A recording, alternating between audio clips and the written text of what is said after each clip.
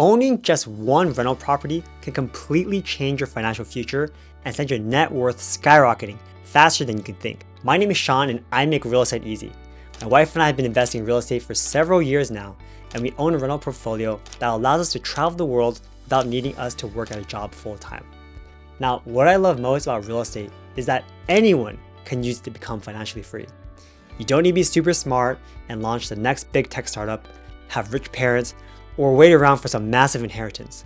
And by owning real estate, our net worth has crossed the $5 million mark. So in today's video, I'm going to show you the math behind how your net worth skyrockets after your first rental property and why you need to start investing in real estate today. Now, the first thing to understand about buying rental properties and real estate in general is that for the most part, you can buy a property with a loan. It's very common to buy rental properties with just 20% down and then get a lender like a bank or a private money lender to come up with the other 80%.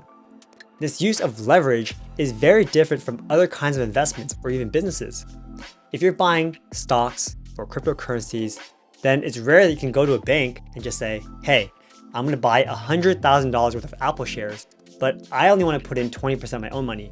Let me borrow $80,000 from you. Now, they're likely gonna laugh you out the door. And even if banks do lend you some money, it comes with some very strict restrictions. So for example, if you buy Apple shares and then the Apple stock goes down a certain amount, the bank will force you to sell your stock at that low price to pay them back, which means that even though the stock price might recover a few days later, you still lose all your money. But in real estate, things work very differently. And this is where things get interesting. First of all, because it is so common for people to get loans for real estate, and because it's collateralized by the actual value of the home, the interest rates are actually pretty reasonable. You can still get a loan for around 6 or 7% at a fixed interest rate, which means that this rate is locked in for 30 years. This also means that you're paying the same amount every single month for your mortgage, and so your expenses remain stable. And even in the worst case scenario, something crazy happens and your property loses value, the bank isn't going to force you to sell your property at that lower value. As long as you can continue making your mortgage payments, then you're allowed to hold onto the property and wait for the market to recover, and then sell the property in the future for these gains. And that's the beauty of it. The bank won't force you to sell. But can you see why this is such a game changer? Buying a property with a loan also has other advantages, because even though you're buying a property with just 20% of your own money, you get to keep 100% of all of the profits and the cash flow. The bank just gets paid their interest payments. And when you finish paying off your loan, you don't owe anything else to the bank. All the profit is yours. And once that mortgage payment is gone, your cash flow each month will skyrocket as well. Now, wait until you hear these numbers because this is where it gets really exciting. So as an example, let's say I buy a property for $200,000 and I put 20% down. That means that my investment in this property is around $40,000, whereas the bank is lending me $160,000. But now let's say that this property that was originally worth $200,000 increases by 10% in value. So now the property is worth $220,000.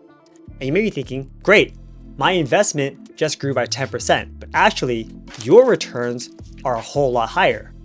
Now, why is this? This is the part that people don't really realize. Your equity in the property is the amount of money that you put in yourself, plus whatever money that's been paid off by your mortgage, plus the gains from the property from its appreciation. And in this case, the property appreciated by $20,000, you put $40,000 in. So your total return on investment isn't 10%, because 10% of $40,000 would be $44,000. But it's actually 50% gains, because $60,000 is a 50% gain from $40,000. So not anyone could tell you that a 50% gain on any investment is an incredibly good thing. Now, as you can see, by buying properties with a loan, each percentage increase in the property's total value is actually multiplied based on how much leverage you use to buy the property, because you're putting less money for the total purchase price, but you keep all the profits. And this is the huge power of leverage. It multiplies your gains. And this is how most real estate investors become millionaires, because you're buying properties with a loan and then dramatically increasing your net worth by holding onto these properties long enough for them to appreciate. And then when they appreciate, your returns are multiplied. So a 3% return on a house is actually a 15% return on your total investment if you're putting just 20% down.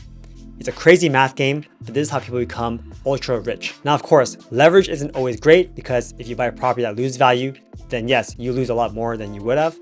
But that's why real estate is amazing, because generally speaking, real estate appreciates over time. It's a long game and a pretty easy one as long as you're patient. Now, to be real, this is where the bulk of your net worth is going to come when you are investing in real estate. Buying properties with a loan, also known as leverage, And then when they appreciate, your money grows significantly. But the beauty of real estate is that this isn't the only way your net worth will grow from owning rental properties. Now, the other way that your net worth increases is by something called cash flow. Now, as I mentioned before, when you're buying a rental property, you're not just buying an asset to hold on to. This is something that you can rent out and get cash from every single month. And if you're buying the property correctly, meaning that the average rents cover your fixed costs like your mortgage, your insurance, your property taxes, and any other variable costs like paying for a property manager or basic maintenance and repairs, then whatever you have left over is money that you can use for whatever you want. It's money in your account. So then you can decide what you want to do with that money. You can choose to save it, reinvest it, or spend it. This extra money on top of all of your expenses is called your cash flow. Cash flow is essentially the lifeblood that allows you to hold on to these properties long enough for them to appreciate and for your net worth to skyrocket. Now, cash flow is one of the key differences between owning real estate and owning just stocks. Because in general, if you want to make money from your stocks, then you have to sell them, or you have to wait for them to give you a dividend, which will actually just lower the stock price anyway. And stocks that give you dividends tend to not grow very much. So if you're retired with just stocks, then you're going to have to sell them to fund your lifestyle. But with real estate, that's not the case at all. With rental properties, you're making money every month. You can hold on to the property and let it appreciate over time without having to sell it. And if you don't want to, and you don't need to even take out a big loan, like a huge cash out refinance to pull the money out. You can just live very comfortably off the rental income, especially if the homes are paid off with no mortgage. And that's exactly what we've been doing. We have enough cash flow coming in that once it hits our bank account, we can decide how much we want to use for daily expenses, like food and bills. And if you don't even need this cash because you already have other income, like a full-time job or a business, then you can use any cash flow to snowball your rental business. The cash flow that you get lets you save more money, which means that you can save more for the down payment, which means you can have more for the next down payment for the next property that much faster. And once you buy another property, then that will double your monthly savings, which means you can save for another down payment in even faster time, letting you buy more and more properties. This creates a snowball effect where the more rentals you buy, the more cash flow you generate. Now, when you get enough rental properties, you'll have so much cash flow that you can leave your full-time job and live life on your terms. Now, at this point, more opportunities will also open up to you simply because you own rental properties. Once you have enough properties, you can then use your cash flow to improve your current rentals, making them easier to rent out at higher rates, or start paying off your mortgages, which will reduce your liabilities and give you even more cash flow per property. Being able to buy properties with a loan and getting monthly cash flow are two of the obvious reasons why owning rental properties boosts your net worth. But there's also one more that people rarely think about, and that's helping you save on your taxes. Now, what some of you guys may not realize is that taxes are one of your largest expenses. Every year, from January to April, you're essentially working for the IRS, since around 30% of your wages are going to be taken out of your paycheck to pay for taxes. And if you're a high income earner, then you're going to be taxed even more. So the more money you make, the more you need to understand how to save on taxes so that you can have more money to invest or spend on whatever you want. Now, if you're holding on to stocks or cryptocurrencies, then there's not much else you can do to lower your tax bill. If you buy and sell investments within a year, then you're going to pay short-term capital gains taxes, which are basically taxed at the same rate as your income taxes. And if you hold on to your investments for at least a year, then you only need to pay 15 or 20% depending on your tax bracket for long-term capital gains taxes.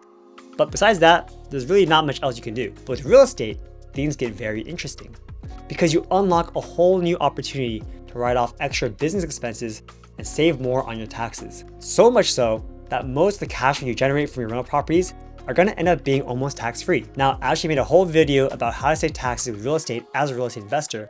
So if you're interested in that video, then check it out over here. But to summarize, all the income that you make from your rentals can be taxed at a significantly reduced rate as long as you're implementing the right strategies and fully utilizing your ability to write off expenses relating to your business. And if you want to take it a step further, you and your spouse can come up with a plan where one person maintains a high W2 income, where the other person becomes a real estate professional who manages your rental properties or works as a realtor. This lets you write off a huge part of the high W2 earner's income with the passive expenses that you get just from owning rental properties.